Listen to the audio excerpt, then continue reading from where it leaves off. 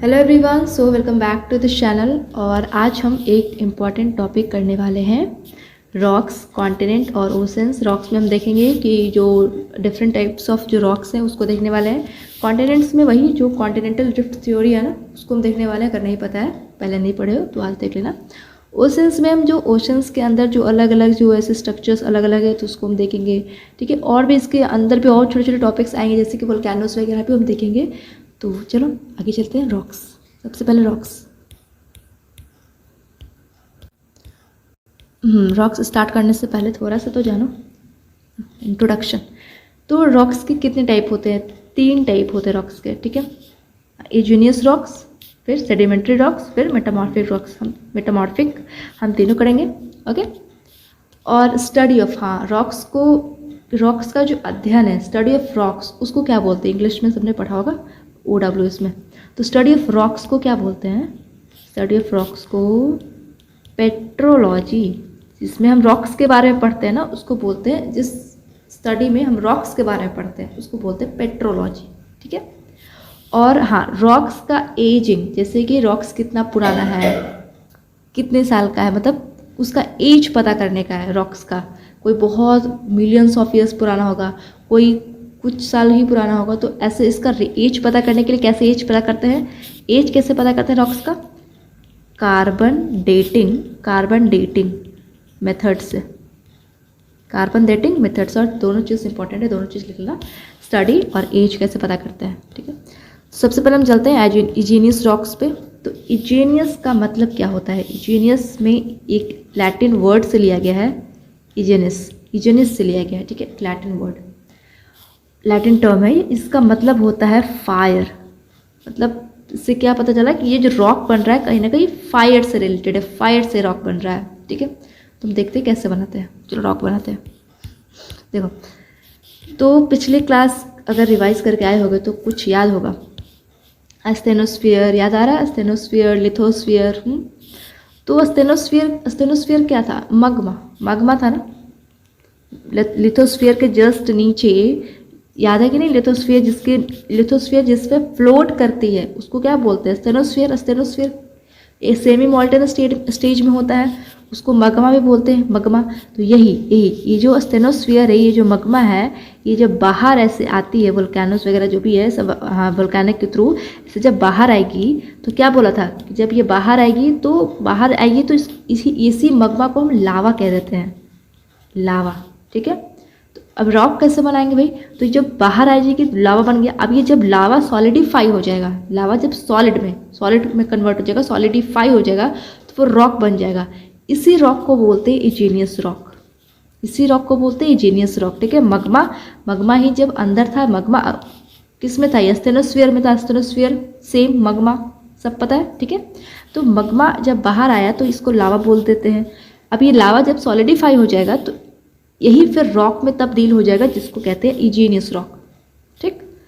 अब ये दो चीज़ क्या लिखी हुई है? एक्सट्रूसिव इग्नियस रॉक और intrusive igneous rock. Igneous rock 2 types की होती है। एक तो देखो, एक तो ये मगमा बाहर आया, लावा सब ऐसे बाहर आया और यहाँ पे ये सॉलिडिफाई होकर रॉक बन गया। तो ये रॉक कहाँ बन रहा है? बाहर में बन रहा है ना, इसके बाहर बन रहा है, तो इसको बोल देंगे एक्सट्रूसिव मतलब बाहर। Magma comes out as lava and cools, magma बाहर आएगा और बाहर आकर ठंडा होकर रॉक में तब्दील हो जाएगा, उसको एक्सट्रूसिव।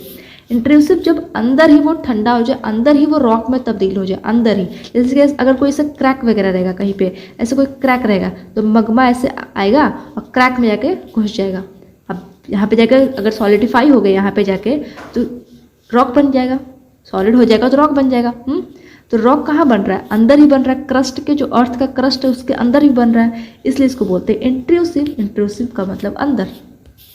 मगमा कूल्स, ठंडा हो जाता है बीनीथ सरफेस के अंदर ही, इसलिए इसको इंट्रूसिव बोलते हैं। बस नाम यही है। इंट्रूसिव मतलब अंदर, समझ गए, अंदर हो रहा है। एक्सट्रूसिव मतलब बाहर आके वो सॉलिडिफाई हो रहा है, बाहर आके वो कूल हो रहा है, ओके। यहाँ तक समझ में आ गया?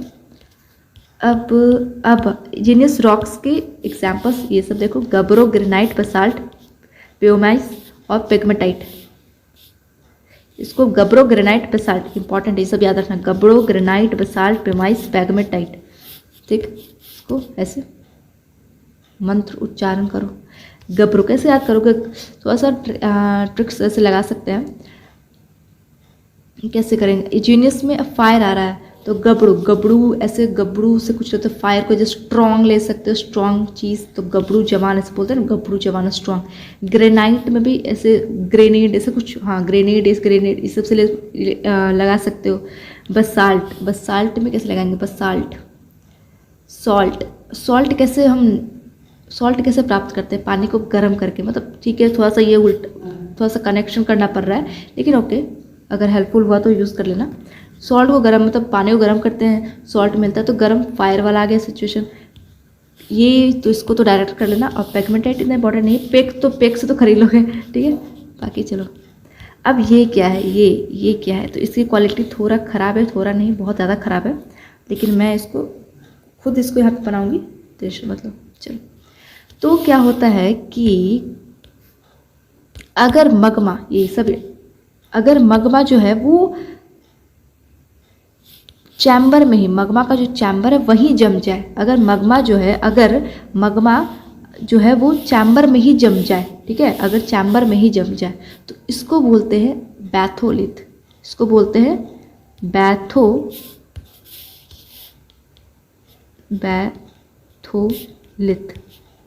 ठीक है। मगमा अगर चैम्बर में ही जम जाए, किस में जम जाए, मगमा चैम्बर, मगमा चैम्बर में ही वो जम जाए, चैम्बर, ओके चैम्बर, मगमा चैम्बर में ही वो जम जाए तो उसको बोलते हैं बैथोलिथ। देखो ये जो बता रही हूँ इसमें जो भी बताऊंगी वो ज़्यादा इंपॉर्टेंट है नहीं एग्जाम के हिसाब से वैसे, ठीक है, उतना सवाल पूछता नहीं है, लेकिन अगर एक आध बार पूछ चुका है, एक आध बार पूछ चुका है, इसलिए हम सेफ साइड में रहेंगे, देख लेंगे, लेकिन ज़्यादा नहीं पूछता है, ज़्यादा नहीं पूछता तो हम इतना इसमें टाइम इन्वेस्ट भी नहीं करेंगे ज़्यादा, ठीक है। तो बस थोड़ा थोड़ा मैं की पॉइंट्स बताते जाऊँगी कि ये कीवर्ड से इसको पकड़ के आप याद कर लो, बस इसको ज़्यादा दिमाग मत लगाओ क्या है, और सिर्फ एक कीवर्ड पकड़ लो, उसको वैसे याद करो, इम्पॉर्टेंट उतना नहीं है, एक आध बार आ चुका है इसलिए इसको करना है, ओके ठीक है। तो इसमें कीवर्ड आएगा, आपको क्वेश्चन आएगा ना, अगर क्वेश्चन दिया जाएगा तो उसमें कीवर्ड आएगा, मगमा चैम्बर, चैम्बर में जम जाए, चैम्बर कीवर्ड रहेगा, तो याद रखना बैथोलिथ, ठीक है। ये तो एक स्ट्रक्चर हो गया। दूसरा क्या है, ऊपर ये आ जा, ये सॉर्सर शेप, सॉसर शेप का अगर रहेगा, मतलब ऐसे आया ऊपर, ऐसे सॉसर शेप में अगर मगमा जम जाए, ठीक है, वो रॉक बन जाए, मगमा जम जाए सॉसर शेप में, सॉसर शेप में जम जाए तो उसको बोलते हैं लोपोलिथ, लोपोलिथ, लोपोलिथ। तो इसमें कीवर्ड क्या रहेगा आपका, सॉसर, सॉसर इसमें कीवर्ड रहेगा कि सॉसर शेप में जम गया तो उसको क्या बोलेंगे, मगमा अगर सॉसर शेप में जम गया उसको क्या बोलेंगे, लोपोलिथ, ठीक है। दूसरा ये सिल है, ये सिल, ये हॉरिजेंटल अगर जम गया, ऐसे हॉरिजेंटल अगर जम गया तो इसको बोलते हैं सिल। इसमें आपका कीवर्ड रहेगा कि हॉरिजेंटल जमता है तो क्या, अगर ये इससे ऐसे ये वर्टिकल जम गया तो इसको बोलते हैं डाइक, डाइक। अगर मगमा जो है वर्टिकल जम गया, इसमें कीवर्ड आएगा, क्वेश्चन आएगा तो कीवर्ड आएगा इसका वर्टिकल, इसको बोलते हैं डाइक, ठीक है। इसको कैसे याद करोगे, बैथोलिथ कैसे याद कर सकते हैं, मगमा चैम्बर, बैथोलिथ, ये तो सबसे नीचे है तो इसको थोड़ा सा ध्यान रख लोगे।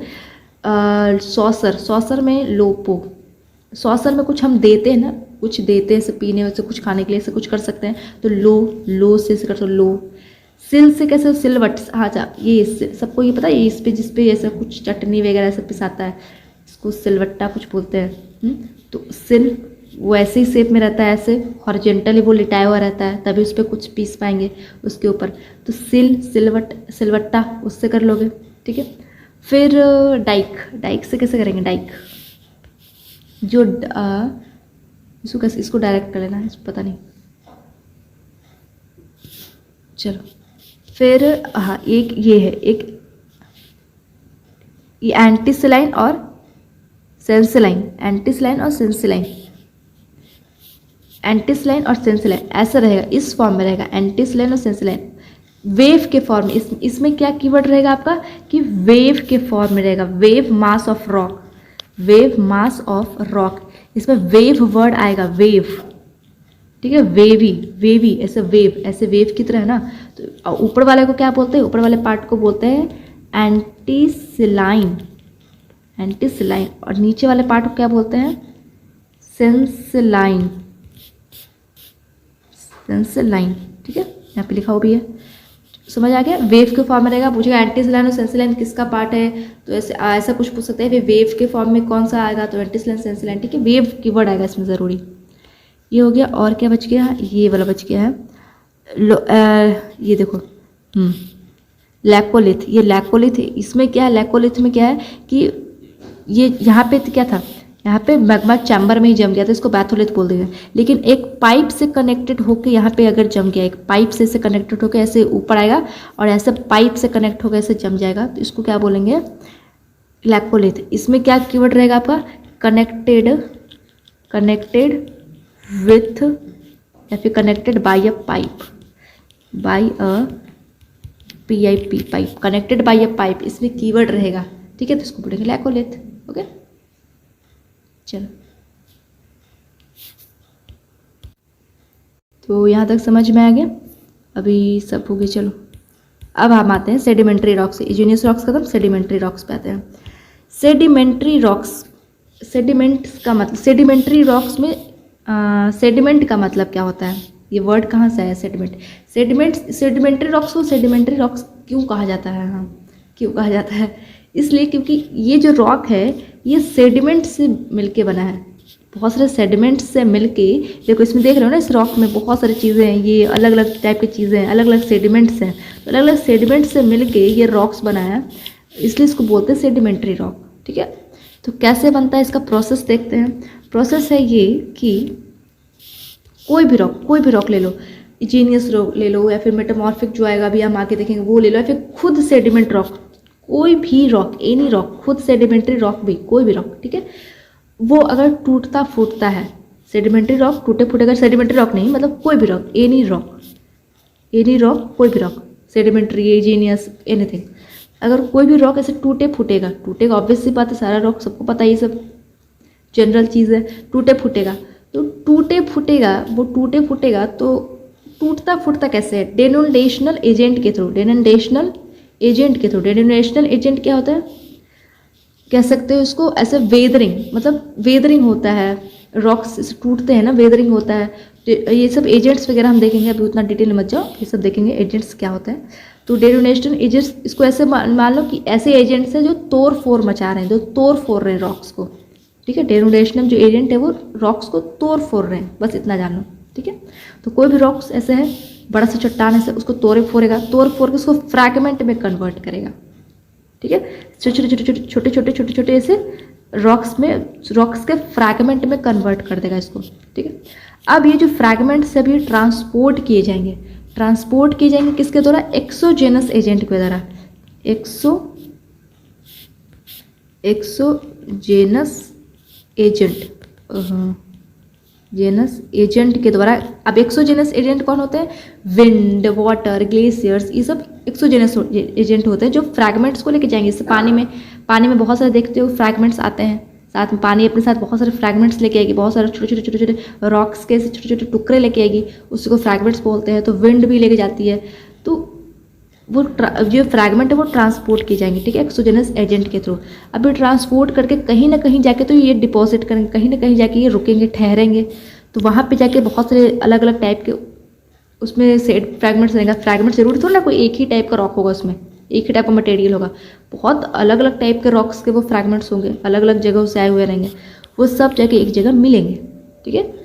वहाँ पे क्या होगा, कॉम्पैक्शन होगा, कॉम्पैक्ट होगा, सब कुछ एकदम कॉम्पैक्ट होगा, कॉम्पैक्शन होगा एकदम। अब कॉम्पैक्शन के थ्रू वो रॉक में तब्दील हो जाएगा, ठीक है। वो एकदम आपस में जुड़ेंगे, कॉम्पैक्ट होंगे, और फिर वो कॉम्पैक्ट होकर बहुत टाइम बाद प्रेशर से वो जुड़ जाएंगे आपस में, फिर वो रॉक में तब्दील हो जाएगा, ठीक। अब इसी को बोलते हैं, इस प्रोसेस को, जो ऐसे फ्रैगमेंट्स अब एक दूसरे के ऊपर ऐसे कॉम्पैक्ट हो रहा है, प्रेशर पड़ रहा है एक दूसरे के ऊपर, अब प्रेशर पड़ते एट द एंड एक दिन वो रॉक में बदल जाएगा। तो इसी प्रोसेस को, कॉम्पैक्ट का जो प्रोसेस है, इसी को बोलते हैं लिथिफिकेशन, लिथिफिकेशन। तो वर्ड अगर आया लिथिफिकेशन जो है वो किस रॉक से संबंधित है, तो सेडिमेंट्री रॉक से संबंधित है, ठीक है। इस वर्ड को याद रखना, लिथिफिकेशन। अब सेडिमेंट्री रॉक्स के भी टाइप्स होते हैं, जैसे कि mechanically formed, chemically formed, organically formed. अगर वो सेडिमेंट्री रॉक्स है उसमें अगर केमिकल्स का इन्वॉल्वमेंट हो रहा है, केमिकल्स का रोल उसमें हो रहा है, तो वो केमिकली फॉर्म्ड हो गया। ऑर्गेनिकली फॉर्म्ड क्या हो गया, क्योंकि उसमें प्लांट्स, एनिमल्स, फ्लोरा, फौना, ये सब चीज़ का अगर उसमें रोल हो रहा है तो वो ऑर्गेनिकली फॉर्म्ड हो गया। अगर दोनों में से किसी का रोल नहीं है, इन जनरल बस वो सेडिमेंट्री रॉक्स बन रहा है, तो वो मैकेनिकली फॉर्म्ड हो गया। ठीक है, लेकिन फॉर्मेशन का जो प्रोसेस है वो यही रहेगा। ठीक, वैसे एग्जाम में आपको इतना नहीं आएगा कि मैकेनिकली फॉर्म्ड के क्या एग्जांपल है, इसके क्या एग्जांपल है, इसके क्या एग्जांपल है। बस आपको मतलब ऐसे इन जनरल आपको याद रखना है कि सेडिमेंट्री रॉक्स कौन कौन से हैं, तो ये सारे सेडिमेंट्री रॉक्स हैं। ठीक है, अगर आपको इन डीपली जानना है, वैसे पूछता नहीं है, अगर रेयर अगर पूछ लिया, डीपली अगर जानना है तो मैकेनिकली रॉक्स, मैकेनिकली फॉर्म्ड के एग्जांपल्स, केमिकली अलग अलग सबके एग्जांपल्स मैंने दे रखे हैं। मैं इसको ट्रिक्स के थ्रू थोड़ा याद करवाने की कोशिश करूँगी अलग अलग को, तो ठीक है, ट्रिक्स के थ्रू अलग अलग याद कर लेना अगर पूछ लिया तो मैकेनिकली फॉर्म्ड में लाइमस्टोन तीनों में कॉमन है, लाइमस्टोन तीनों में कॉमन है। ठीक है, तो इसमें कोई ट्रिक नहीं। सैंडस्टोन, सील और कॉन्ग्लोमेरेट। इसको कैसे याद करेंगे, मैकेनिकली में थोड़ा मैकेनिकली थोड़ा सा ले सकते हो कि मैकेनिकली वर्क, ऐसे कुछ कैसे ले सकते हो, ऐसे कुछ मैकेनिकली वर्क कर, ऐसे कुछ उठा रहे हैं भारी सा ऐसे अपने, तो ऐसे ठीक है, समझ रहे हो क्या बोलना चाह रहे हैं तो ऐसे डंबल्स वगैरह उठाते हो ना अपने, तो उसको ऐसे कर लेना, स्टोन्स उठा रहे हो, उसकी जगह पे स्टोन्स उठा रहे हो, तो कनेक्ट कर लेना। ठीक है, फिर कॉन्ग्लोमेरेट, इसको कैसे करेंगे, हाँ इसमें कर सकते हैं कॉन्ग्लो में लॉग टाइप का कुछ आ रहा है ना साउंड, लॉग क्या होता है, बड़ा सा लकड़ी का टुकड़ा होता है, उसको बोलते हैं लॉग। तो स्टोन उठा रहे या फिर लॉग उठा रहे, तो मैकेनिकली वाला में कर देना। ठीक, सेल डायरेक्ट कर लेना। केमिकल वाला में कैसे कर सकते हैं कि चेट है, हैलाइट और पोटैश है, तो चेट कैसे करते हैं, चार्ट से कर लो। अब भाई केमिस्ट्री पढ़ते हो तो उसमें पूरा पीरियोडिक टेबल का पूरा चार्ट है, तो चार्ट हो जाएगा केमिकली। ठीक है, हैलाइट में भी एल्यूमिनियम, ये सब से चीज़ों से रिलेट कर लेना। पोटेशियम, ये सब इससे रिलेट कर लेना। ठीक है, केमिकली हो जाएगा। ऑर्गेनिकली कैसे करोगे, लाइमस्टोन तो तीनों में कॉमन है। चौक और कोल तो डायरेक्ट कर लोगे, क्योंकि कोल लकड़ी से होता है, लकड़ी वुड प्लांट। ठीक है, ऑर्गेनिकली कनेक्ट हो गया। अब इसको कैसे करोगे, कोल ब्लैक होता है ना, इसका अपोजिट चौक वाइट। ठीक है, कोल ब्लैक, कोल तो आप डायरेक्ट याद हो जाएगा, कोल तो पता ही होगा, ऑर्गेनिकली फॉर्म्ड में आएगा। इसका अपोजिट चौक, क्योंकि ब्लैक वाइट। ठीक, चलो अब हम चलते हैं मेटामॉर्फिक रॉक पे। तो मेटामॉर्फिक का मतलब इसमें क्या है, इसका मतलब बताते हैं। मेटामॉर्फिक में इसका क्या मतलब है, मेटामॉर्फिक का मतलब होता है चेंज इन फॉर्म। मेटामॉर्फिक का मतलब होता है चेंज इन फॉर्म। ये रॉक कैसे बन रहा है, इस रॉक में ये किस टाइप का रॉक होता है, तो कोई भी रॉक, किसी भी रॉक में अगर उसका रूप बदल रहा है, अगर किसी, जैसे कि इजीनियस रॉक है, इजीनियस रॉक का अगर रूप बदल जाए तो वो मेटामॉर्फिक रॉक में बन जाता है। अगर सेडिमेंट्री रॉक है तो उसका अगर रूप बदल जाए, चेंज इन फॉर्म हो जाए, उसका रूप बदल रहा है, तो वो मेटामॉर्फिक रॉक में तब्दील हो जाता है। ठीक है, अब ये चेंज होता कैसे है, मेटामॉर्फिक का मतलब होता है चेंज इन फॉर्म, रूप में बदलाव। अब ये चेंज होता कैसे, तीन चीज़ की वजह से, PVT, प्रेशर की वजह से, वॉल्यूम की वजह से, टेम्परेचर की वजह से। ठीक है, तीन चीज़ की वजह से होता है। अब कैसे होता है हम तुम्हें दिखाते हैं, जादू, चलो जादू देख लें।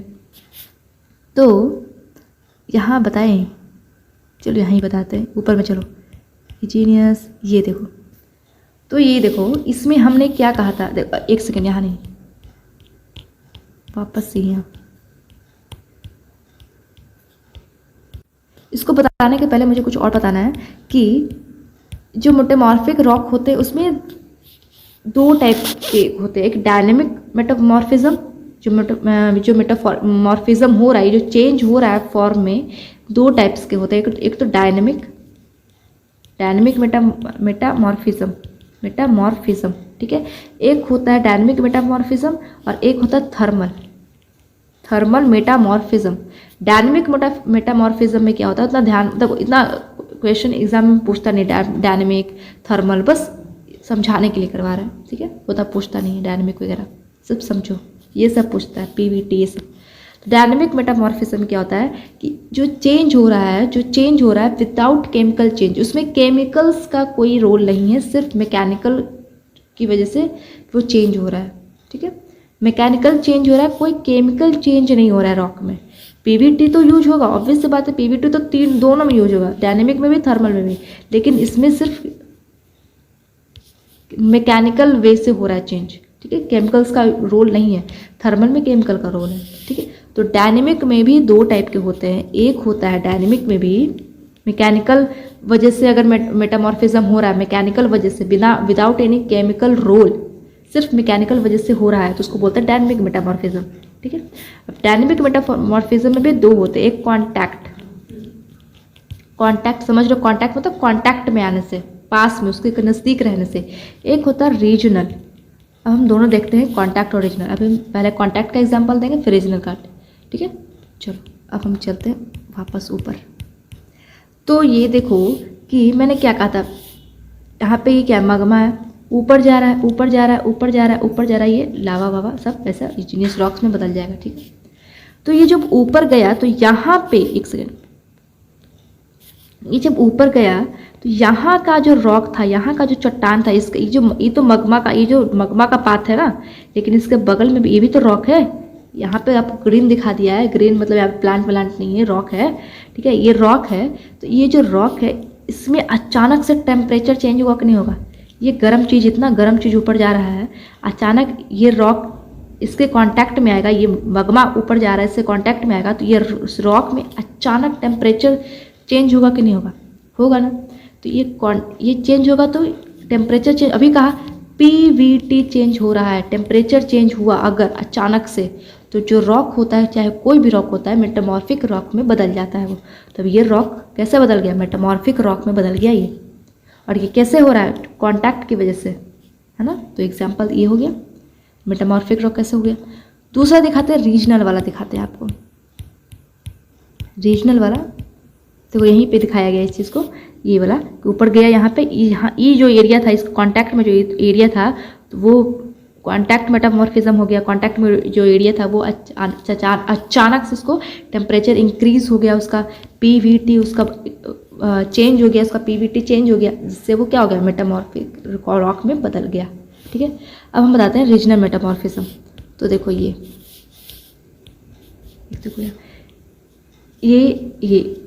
प्लेट्स वगैरह हम पढ़ाए थे, तो वहाँ पे हम क्या बताए थे, प्लेट्स वगैरह पढ़ाए थे, तो वहाँ पे क्या बताए थे कि ये वाला एक मूवमेंट होता है प्लेट में, जिसको बोलते हैं कॉन्वर्जेंट मूवमेंट। कॉन्वर्जेंट मूवमेंट बताया था ना, जिससे पास पास आते हैं प्लेट्स। तो जब ये पास पास प्लेट्स आएंगी, ठीक है, कॉन्वर्जेंट मूवमेंट जब इन प्लेट्स में होगा, जब ये पास पास आएंगी, तो ये जब दोनों पास में आएंगी, तो ये दोनों एक दूसरे पे बहुत प्रेशर लगाएंगे। पास में आएंगे प्लेट्स तो एक दूसरे पे बहुत प्रेशर लगाएंगे, इस एरिया में बहुत प्रेशर लगेगा। ठीक है, इस एरिया में बहुत प्रेशर लगेगा, इस रॉक के एरिया में। तो क्या कहा, हो गया ना, पीवीटी प्रेशर में चेंज हुआ ना, तो ये जो रॉक है ये किस चीज़ में तब्दील हो जाएगा, किस चीज़ में बदल जाएगा? मेटामॉर्फिक रॉक में बदल जाएगा। ये एग्जाम्पल है रीजनल एग्जाम्पल। रीजनल वाला में क्या होता है कि प्रेशर चेंज होता है, एक था कॉन्टैक्ट, एक रीजनल।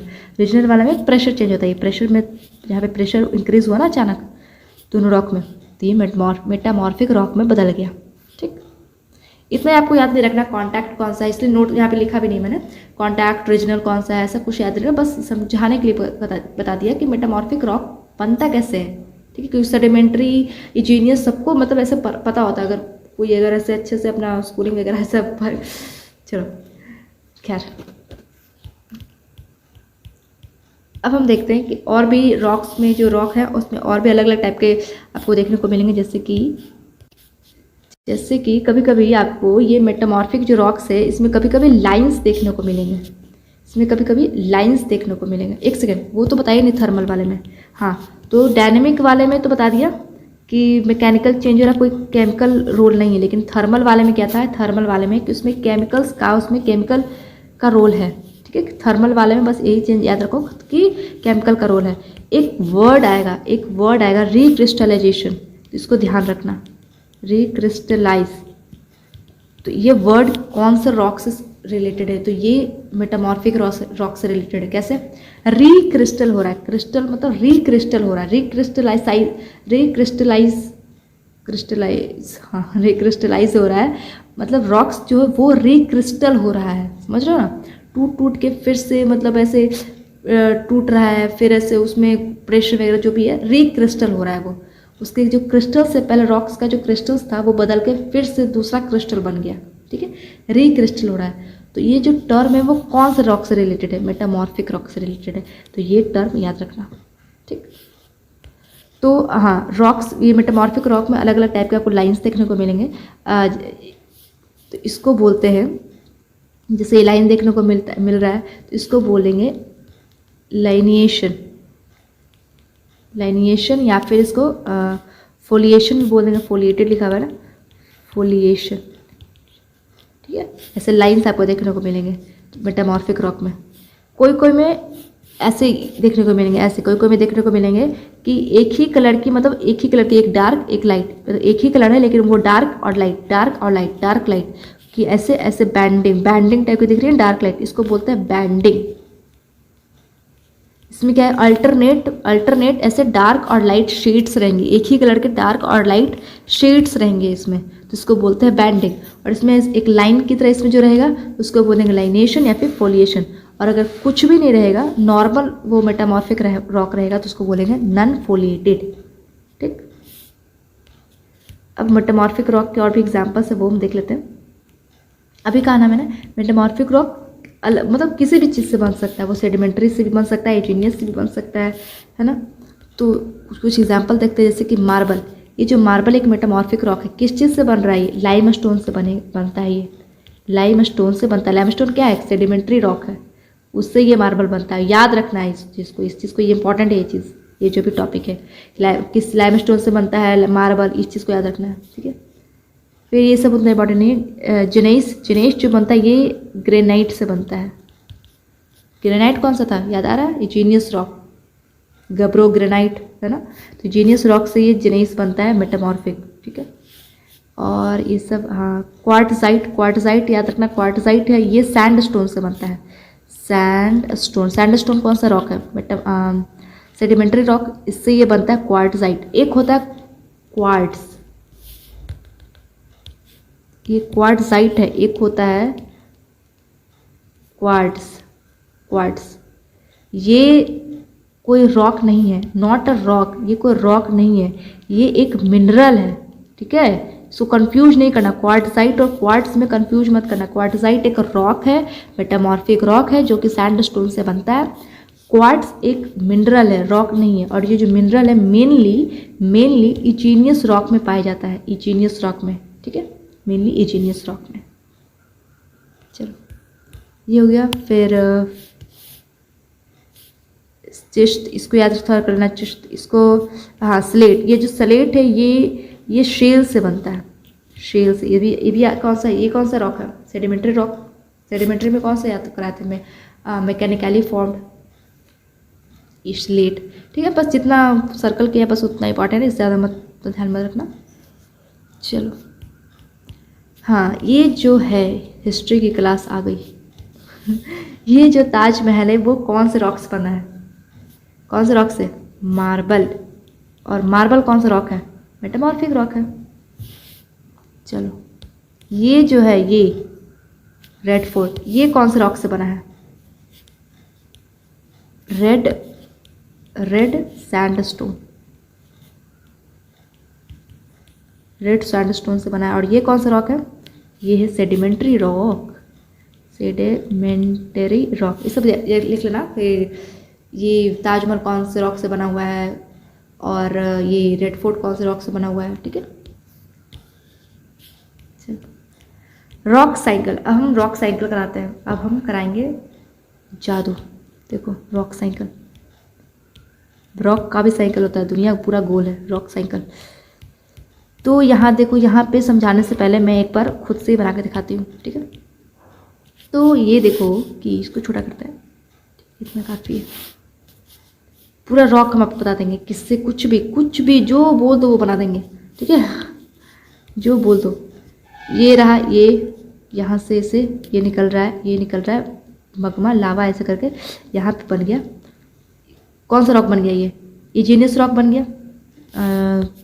पूरा नहीं लिखेंगे, कंप्लीट नहीं लिखेंगे, इजीनियस रॉक, इजीनियस रॉक बन गया। ठीक है, पूरा रॉक साइकिल करवाते हैं आपको।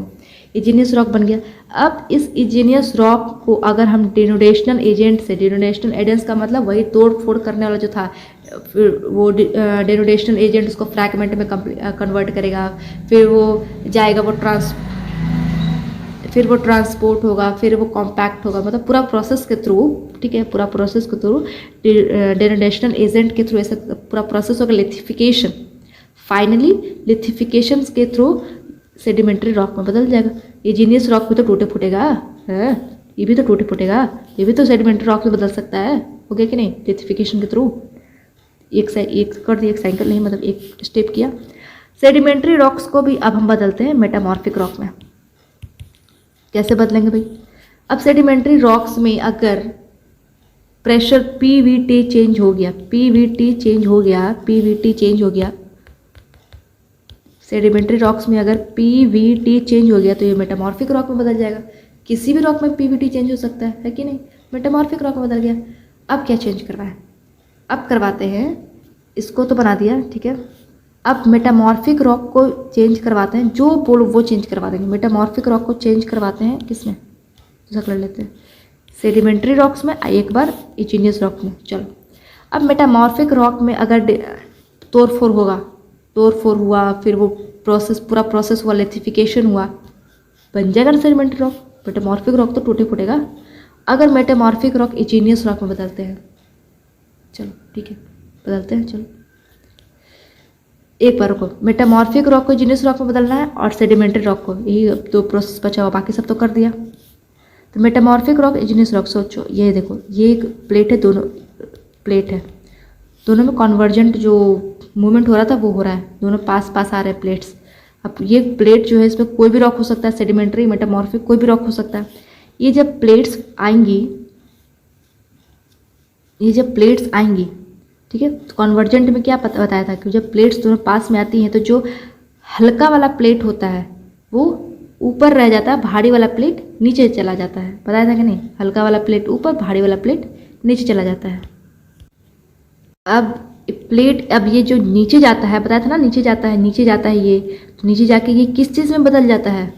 जब ये ऐसे प्लेट्स जो होते हैं, ऐसे जब ये प्लेट्स होती हैं, ऐसे पास आती है तो एक नीचे चला जाता है, नीचे धंस जाता है, तो वो मगमा में कन्वर्ट हो जाता है ना, एस्थेनोस्फीयर उस में कन्वर्ट हो जाता है, वो मगमा में कन्वर्ट हो जाता है। अब वो मगमा में कन्वर्ट हो जाएगा तो वहाँ पे एक्स्ट्रा मगमा हो गया। अब कहीं पे भी क्रैक वगैरह देख के वो वहाँ पे निकल जाएगा, एक्स्ट्रा हो जाएगा तो वो निकल ही जाएगा वोल्केनो के थ्रू। अब वोल्केनो के थ्रू निकल गया तो हो गया ना, इजीनियस रॉक में बदल गया ना, हाँ मैंने बदलवा दिया इजीनियस रॉक्स में। चलो, चाहे तो वो मेटामॉर्फिक होगा या फिर सेडिमेंट्री होगा, कोई भी रॉक होगा, वो नीचे जाके मगमा में कन्वर्ट होगा, फिर वो इजीनियस रॉक्स में बाहर निकलेगा, इजीनियस रॉक पे बन जाएगा। पूरा प्रोसेस बता दिया, पूरा जहाँ बोलो जो चेंज करवाना बोल दिया, करवा दिया। क्या जादू था, मज़ा आ गया। चलो ठीक है,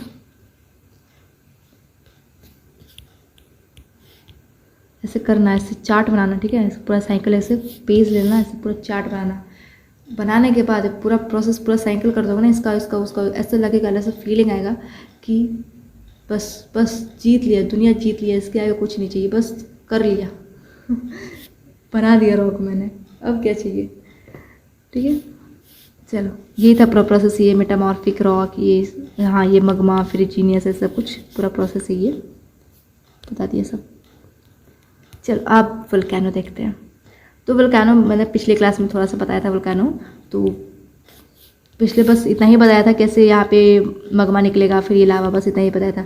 तो मगमा, लावा, मतलब लावा तो निकलता ही है, साथ ही साथ और भी तो चीज़ें निकलती होगी वोल्केनो में, जैसे कि गैस निकल रहा है, और क्या क्या दिख रहा है, ऐश वगैरह होगी यहाँ पे, ऐश, वही ऐश, डस्ट वगैरह रहेगा। फिर हाँ, फिर क्या रहेगा,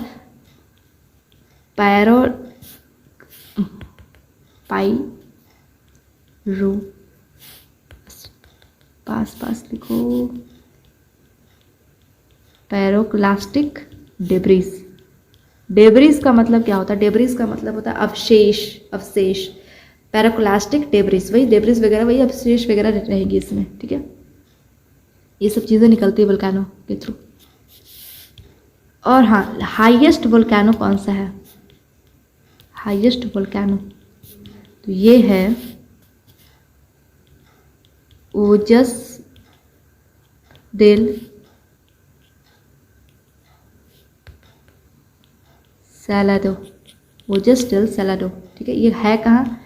चील और अर्जेंटीना, अर्जेंटीना समझ में आ रहा?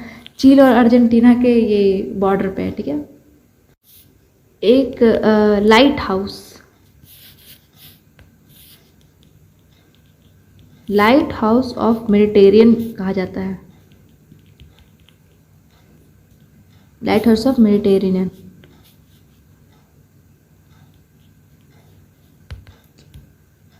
लाइट हाउस ऑफ मेडिटेरियन किसको कहा जाता है? माउंट स्ट्रॉम्बोली को, Stromboli, light house of Mediterranean, Mediterranean का लाइट हाउस किसको कहा जाता है? माउंट स्ट्रॉम्बोली को, ठीक है। बस ये दो चीज़।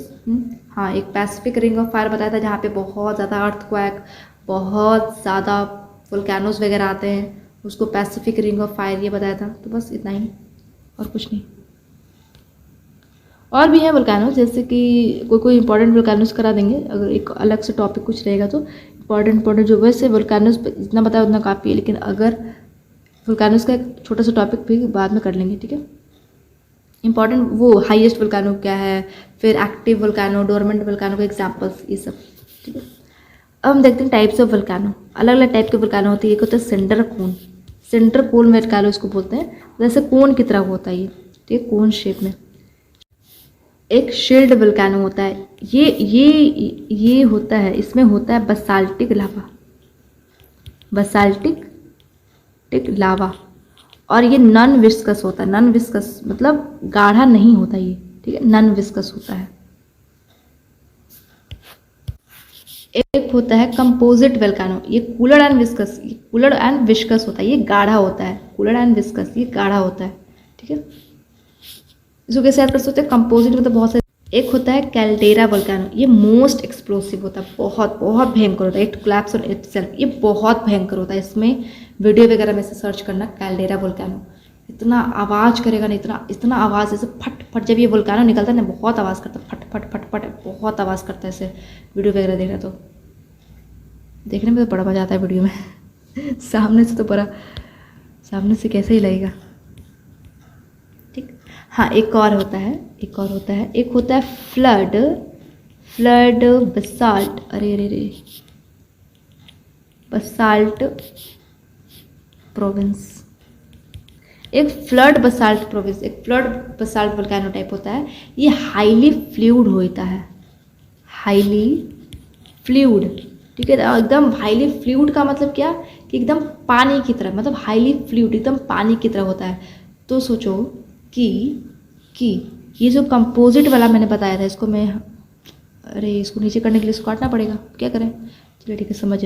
कंपोजिट वाला जो बताया था यहाँ पे कूलर एंड विस्कस लिखा था ना, कूलर और गाढ़ा होता है, तो ये स्टीप होता है, मतलब ऐसे गाढ़ा है भाई, मतलब इसे जनरल कॉमन सेंस से लगाओ, गाढ़ा है, ये पूरा पानी की तरह है, तो ये फैल जाएगा ना, ये पानी की तरह है, तो पानी फैल जाता है, तो ये फैल जाएगा, तो पूरा ऐसे फैला हुआ रहता है ये। और ये अगर ये नहीं फैलता होता तो स्टीप रहता है, ये स्टीप होता है ये वाला वोल्केनो, ये कंपोजिट वाला। अब फ्लड वाला पूरा फैल जाता है तो ऐसे स्टीप नहीं रहता है, ऐसे रहता है बिल्कुल, ठीक।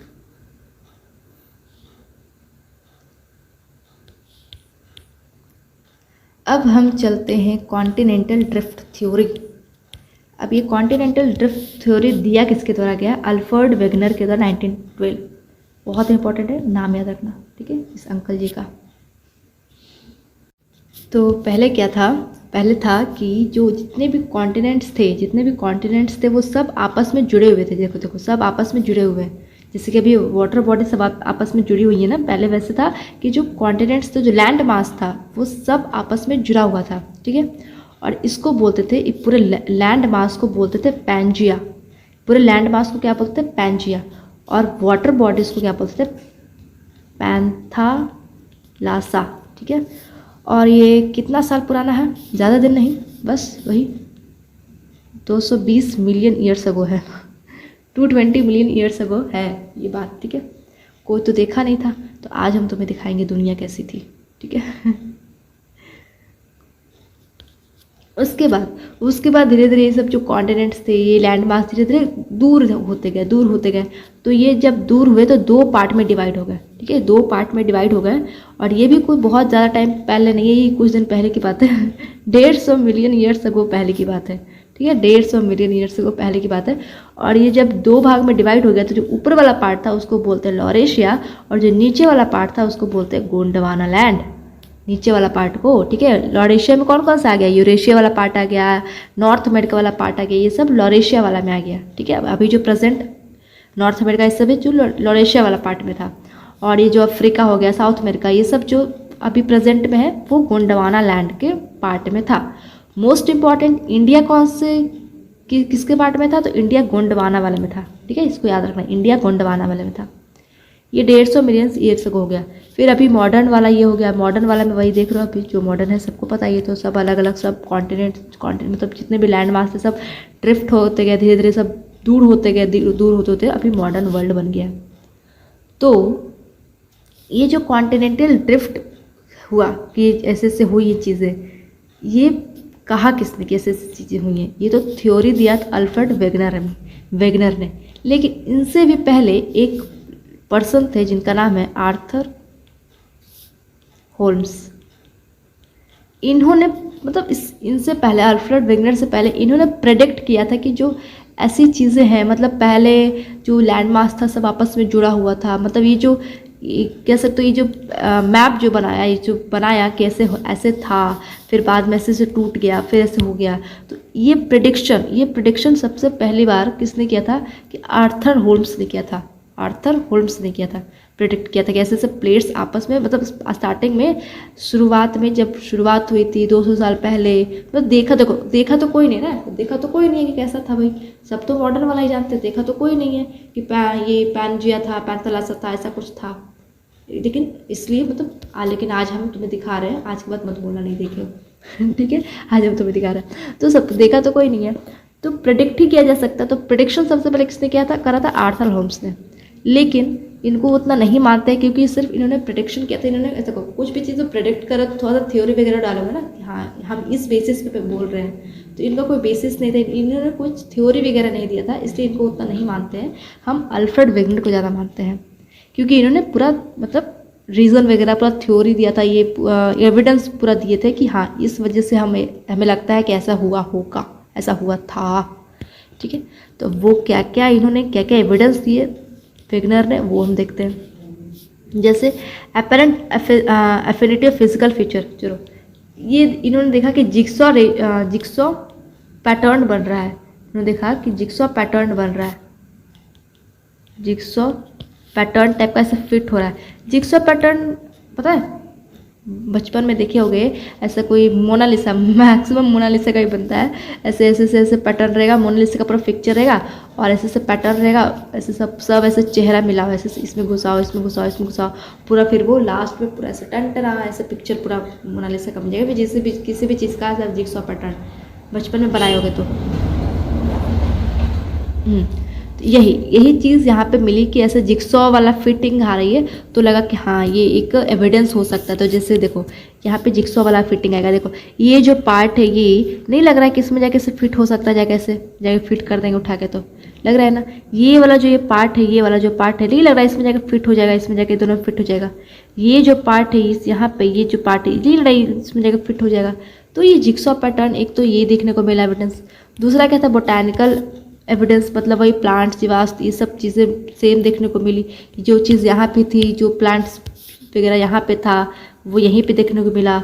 तो लगा कि हाँ मतलब ये दोनों एरिया जुड़ी होंगी, एक टाइम पे ये दोनों जुड़ी हुई होंगी, ठीक है।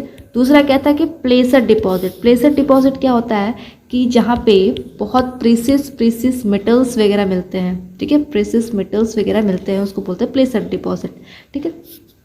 जैसे कि गोल्ड वगैरह ये सब जो मिलते हैं। तो अफ्रीका में यहाँ पे घाना एक जगह है, ठीक है, यहाँ पे घाना एक जगह है। तो यहाँ पे ऐसे गोल्ड के ऐसे मतलब वेन्स मिले हैं, ऐसे वेन्स, गोल्ड के वेन्स मिले हैं, ठीक है। लेकिन यहाँ पे सिर्फ गोल्ड के वेन्स मिले, वो रॉक नहीं मिला जिसमें गोल्ड पाया जाता है। घाना में या फिर कहीं पे भी अफ्रीका में कहीं पे भी आसपास वाले एरिया में रॉक नहीं मिला जहाँ जिसमें ये गोल्ड पाया जाता है, सिर्फ वेन्स मिले। और जब पता लगाया गया तो जब पता चला कि ये ब्राज़ील में ही वो मतलब पूरा रॉक्स वगैरह जो वेन्स थे ब्राज़ील में थे। तो इससे क्या पता चलता है कि ब्राज़ील वाला ही जो वेन्स था यहाँ पे मतलब थोड़ा सा यहाँ पर रह गया है। तो इससे क्या पता चलता है कि दोनों कभी ना कभी दोनों पास में होंगे, तभी तो ये हुआ। ठीक है, तो ये चीज़ हुई। फिर इसके हाँ डिस्ट्रीब्यूशन ऑफ फॉसिल्स। फॉसिल्स क्या होता है? जीवाश्म सब होता है। फॉसिल्स का मतलब होता है जो प्लांट्स एनिमल्स जो डिके मर जाते हैं, डेड हो जाते हैं, डिके नहीं डेड वगैरह हो जाते हैं, फिर वो सड़ते हैं, फिर उसे ज़मीन के अंदर धंस रहे बहुत अंदर चले जाते हैं, मतलब फिर बहुत टाइम के बाद वो फॉसिल्स में कन्वर्ट हो जाते हैं। और फॉसिल्स जो होता है वो रिच होता है इन मिनरल्स में। ठीक है, मिनरल्स में रिच होता है। ये फॉसिल्स कौन से रॉक में पाए जाते हैं? तो दिमाग लगा के बताओ। सेडिमेंट्री रॉक्स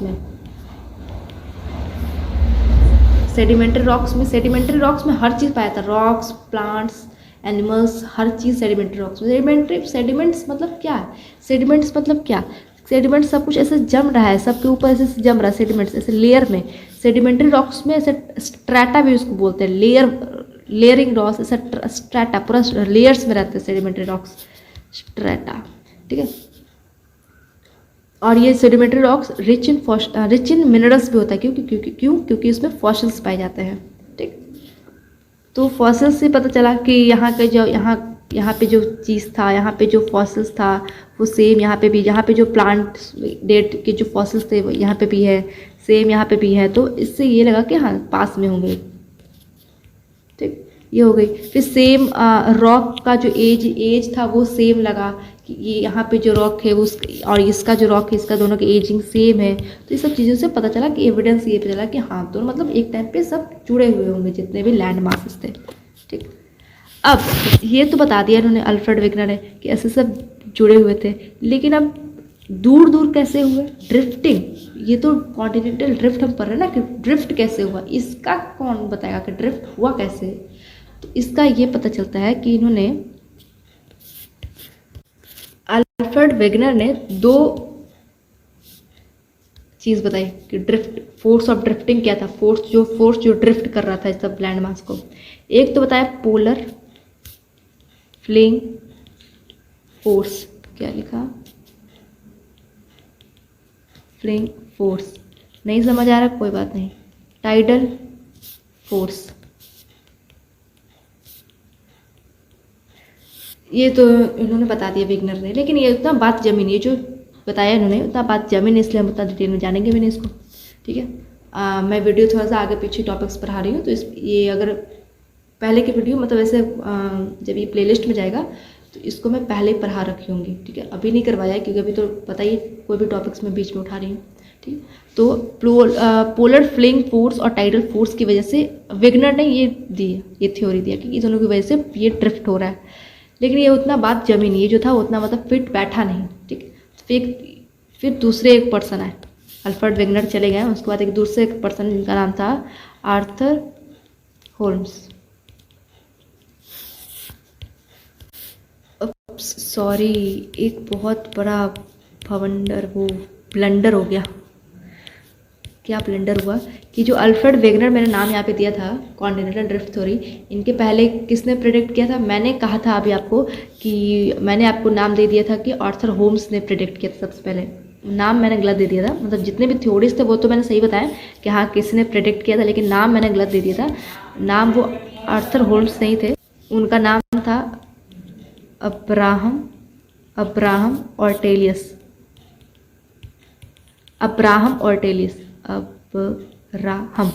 उसको प्लीज़ आप इसको अपने वहाँ पे ठीक कर लेना। अब्राहम ऑर्टेलियस उनका नाम था, जो सबसे पहले प्रेडिक्ट किए थे कि कॉन्टिनेंटल मतलब सब आपस में सब जुड़े हुए थे। ये चीज़ प्रेडिक्ट सबसे पहले अब्राहम ऑर्टेलियस ने किया था। ये आर्थर होम्स काट देना, ठीक है, इन्होंने किया था सबसे फर्स्ट प्रेडिक्ट, लेकिन इन्होंने कोई थ्योरी वगैरह दिया नहीं था।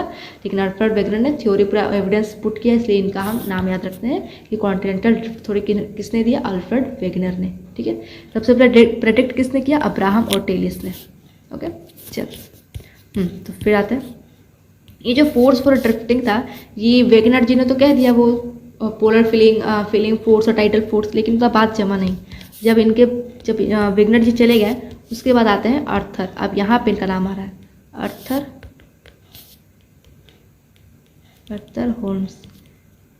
इन्होंने फिर बताया कि ये ड्रिफ्ट का जो फोर्स था वो कहाँ से आया, ड्रिफ्टिंग ये फोर्स कहाँ से क्रिएट हो रहा है, ये जो कॉन्टिनेंटल ड्रिफ्टिंग का जो फोर्स है।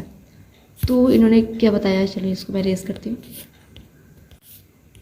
इन्होंने बताया कि जो मगमा है, जो लिथोस्फीयर के नीचे जो स्टेनोस्फीयर है उसमें जो मगमा भरा हुआ है, मैग्मा उसमें क्या है, उसमें रेडियो एक्टिव एलिमेंट्स पाए जाते हैं। मगमा में क्या पाए जाते हैं, रेडियो एक्टिव एलिमेंट्स पाए जाते हैं मैग्मा में, ठीक है। जब ये रेडियो एक्टिव एलिमेंट्स डिके होने लगते हैं, डिके होते हैं मतलब उस पर डिकम्पोजिशन होता है। जब वो रेडियो एक्टिव एलिमेंट्स डिके होते हैं, जब उनका डिकम्पोजिशन होता है, तब क्या होता है, तब थर्मल डिफरेंसेस बनते हैं। तब क्या होता है, थर्मल डिफरेंसेज बनते हैं, ठीक है। और इस वजह से इस थर्मल डिफरेंसेज बनते हैं और इसी वजह से क्या होता है कि कन्वेक्शनल सेल बनता है। कन्वेक्शनल, यहाँ पे लिखा हुआ है कन्वेक्शनल करंट, कन्वेक्शनल सेल बनता है। थर्मल डिफरेंसेस की वजह से कन्वेक्शनल सेल बनता है, ठीक है। कन्वेक्शनल करंट बनता है, सेल या फिर करंट जो भी बोलो। और इस वजह से, इस करंट की वजह से प्लेट्स मूव करती हैं। इस करंट की वजह से प्लेट जो होती हैं वो मूव करती है तो भाई हो गया, ड्रिफ्टिंग हो गया ना। तो यही है, बस इतना ही था। अब हो गया है ख़त्म मतलब अब हम चलते हैं वो, ये तो हमने ऊपर की पूरी कहानी पढ़ ली। हम देखते हैं नीचे समुद्र के अंदर क्या हो रहा है। बाहर तो हमने देख लिया हर चीज़, क्या हो रहा है। सी फ्लोर स्प्रेडिंग थ्योरी देखते हैं, सी के अंदर क्या हो रहा है। तो ऐसा क्या था, ऐसा था कि मतलब ऐसे लोगों का मानना था पहले, जब कुछ पता नहीं था, तो कि जो सी के अंदर जो फ्लोर है, जैसे कि ऊपर कॉन्टिनेंट का जो फ्लोर है उसमें माउंटेन्स है, कहीं प्लेट्यू है, कहीं पे कुछ है, कहीं पे गड्ढा है, कभी कुछ, इतना सारा फीचर है। लेकिन सबको लगता था कि जो सी के अंदर जो फ्लोर है वो एकदम स्मूथ होगा, ऐसे एकदम। लेकिन जब गए लोग नीचे गए पता लगाया तो देखा, अरे भयंकर, सी के अंदर तो और बहुत टाइप के फीचर्स पाए गए हैं, और बहुत टाइप के रिलीफ फीचर्स, अलग अलग टाइप के फीचर्स पाए गए हैं। तो फिर पता चला क्या क्या टाइप्स हैं, तो वो हम देखते हैं।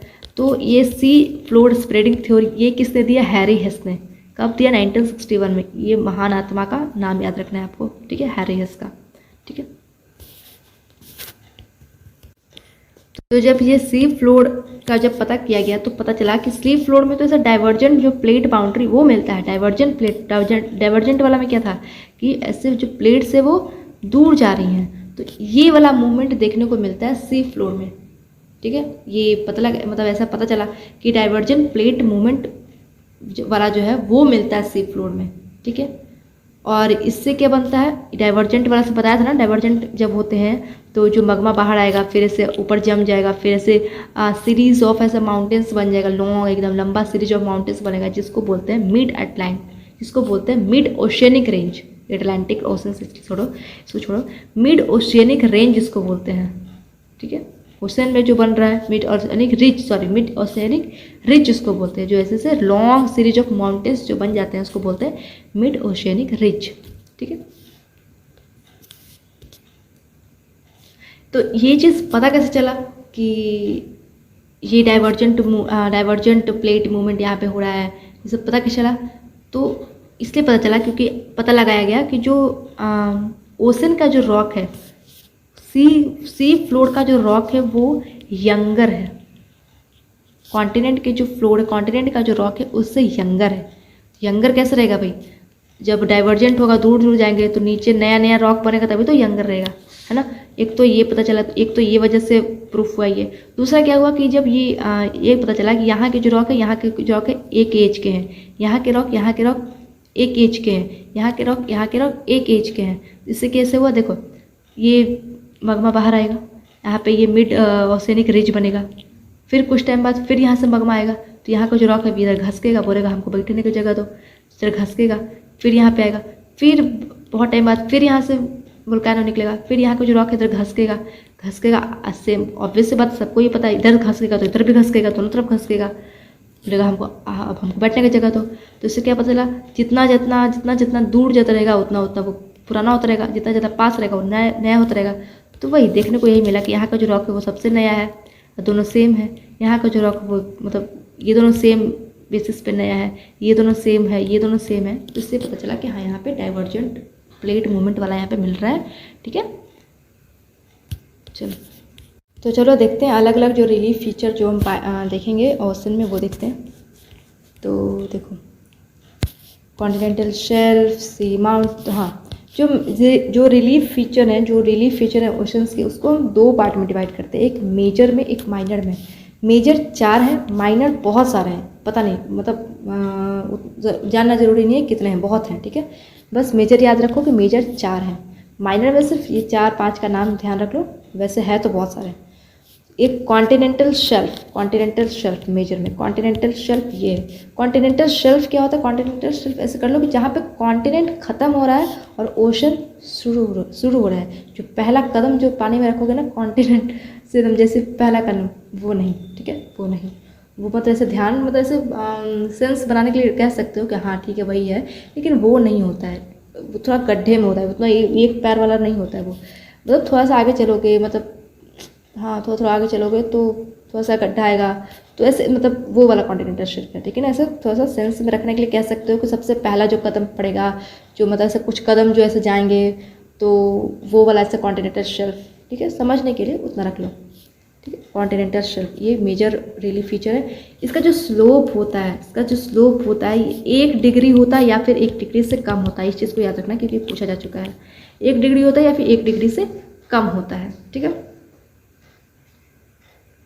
1% का लिख दिया मैंने, 1 डिग्री या फिर 1 डिग्री से कम।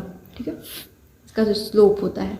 दूसरा रिलीफ फीचर क्या है मेजर में? कॉन्टिनेंटल स्लोप और कॉन्टिनेंटल राइज।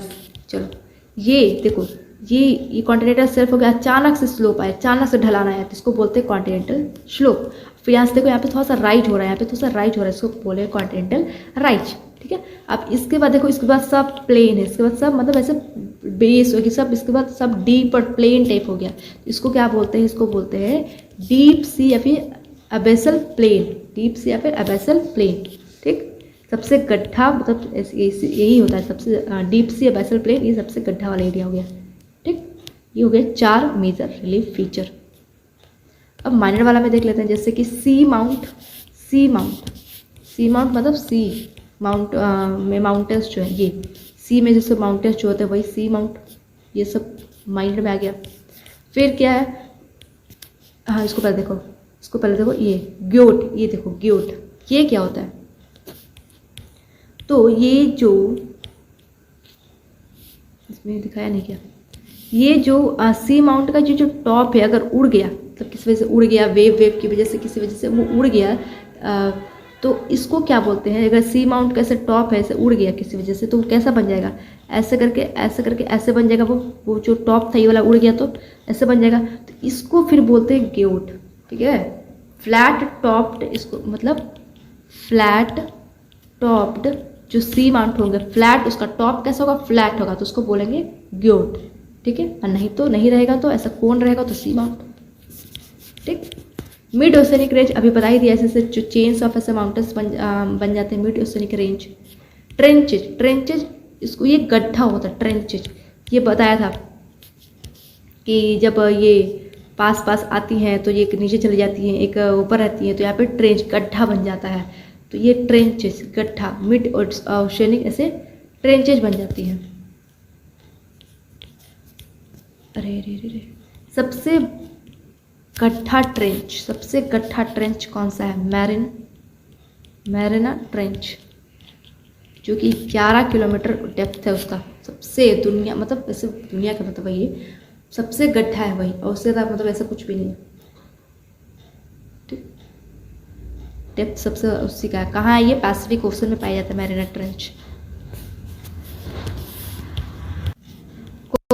कोरल्स भी पाए जाते हैं।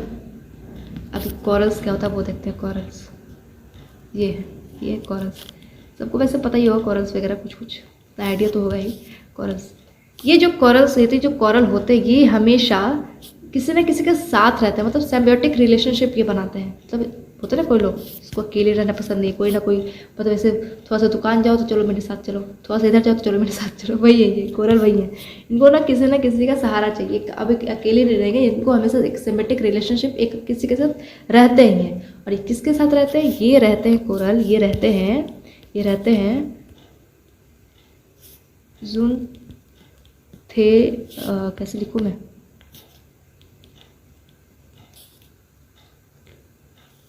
ज़ूनज़ैंथेलो,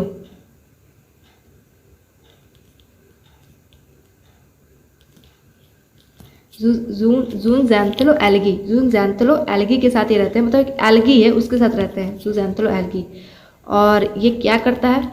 ये फूड बनाता है, फूड बनाता है कोरल्स के, मतलब ये फूड बनाता है। तो एल्गी बोलेगा भाई ठीक है हम तुम्हारे लिए खाना बना रहे हो, तो तुम मेरे लिए क्या कर रहे हो? एल्गी पूछेगा ना, दोनों सिम्बियोटिक रिलेशनशिप है ना, वो फायदा वाला, तुम्हारा फायदा हम करें, हम मेरा फायदा तुम करो, वो वाला है, ठीक है।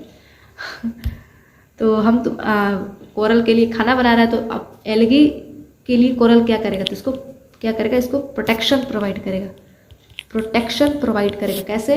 जो एल्गी होता है, कोरल क्या बोलता है कि देखो बेटा एल्गी, तुम इधर उधर भाग जाते हो, तुम्हारा कोई ठिकाना तो है नहीं, तुम कभी इधर कभी उधर, कभी इस घर कभी उस घर तुम रहते हो, हम तुमको प्रोटेक्शन देंगे, हम तुमको घर देंगे, तुम मेरे को पकड़ के चिमट के एकदम मेरे पास रहना, ठीक है, और तुमको इधर उधर जाने नहीं देंगे, तुम मेरे पास एकदम, तुमको प्रोटेक्शन दे रहे हैं कि तुम एक जगह अपना एक घर में, सुंदर से एक घर में रह सको, ठीक, तुमको प्रोटेक्शन देंगे। तो ये हो गया सिम्बियोटिक रिलेशनशिप।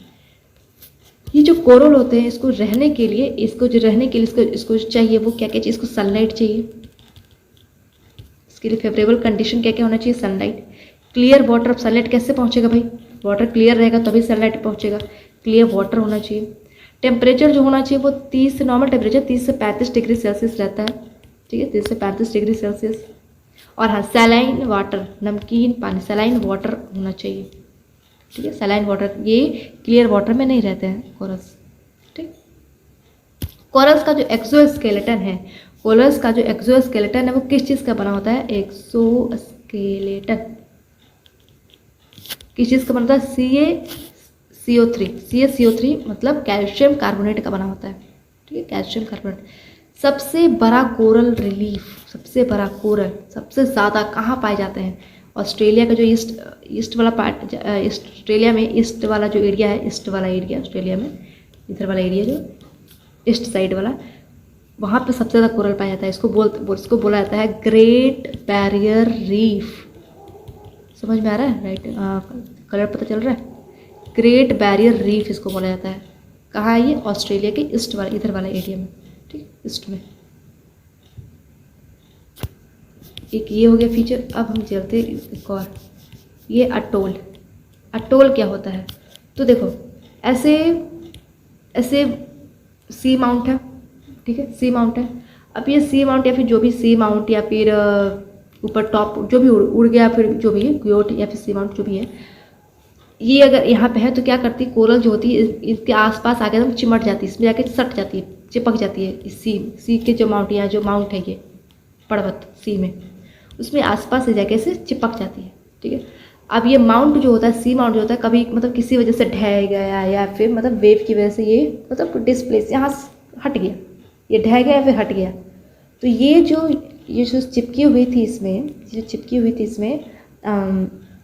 कोरल, ये यहीं पे रह जाती है। मतलब देखो फॉर एग्जांपल कि कई मूवीज़ में क्या बोल रही हूँ, कई स्टोरी वगैरह में देखे होगे, सुने होंगे कि ऐसे बचपन से किसी को ऐसे, हाँ, एक हाथी था, उसको बचपन से ही उसको मतलब बांध के रखते थे, तो छुड़ाने की कोशिश किया, वो नहीं छुड़ा पाया। फिर जब बड़ा हुआ तो मतलब ऐसा था कि उसको बिना बांधे भी छोड़ दोगे तो उसको लगा कि हाँ ये सब कुछ है, गाय वैसे भी है कि उसको स्टार्टिंग से बांध के रखो।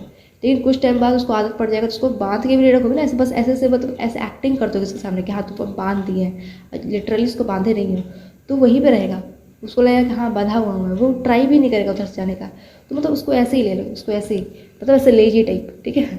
तो इसमें चिपट गया ये सी माउंट में, सी माउंट तो निकल लिया, ढह गया है, फिर वेव की वजह से निकल गया, ये यहीं पे रह गया, तो कैसा देखने में लगेगा, ऐसे देखने में लगेगा, ऐसे लगेगा दिखने में लग रहा है। यहाँ पे होल है और इधर आगे पीछे पूरा चारों तरफ ये है कोरल, यहाँ पे होल है क्योंकि यहाँ पे जो माउंट था वो तो निकल लिया, सी माउंट जो था, अब ये यहीं पे रह गया, तो ऐसे देखने को, इसको बोलते हैं एटोल। ठीक है, एटोल। खत्म। इतने थे, चलो तो ख़त्म हो गया यहाँ तक। और कोई भी डाउट यहाँ तक पे हो तो पूछना कमेंट बॉक्स में, आप पूछ लेना आपको जो भी डाउट हुआ। हाँ, और हाँ, किसी ने कमेंट किया रहा था कैसे डिस्कशन का ऐसा कुछ ग्रुप, तो वैसा कुछ तो है नहीं डिस्कशन का ग्रुप, अभी लोग ही कितने हैं जो, और जो भी है कमेंट में पूछो जो भी है। ठीक है, PDF के लिए टेलीग्राम चैनल पे आप ज्वाइन कर जाना अगर अभी तक आपने नहीं करा है तो। और फिर ठीक है, मैं बाबा बोलती तो नहीं, मैं कभी बोलती नहीं हूँ ऐसे कि शेयर वगैरह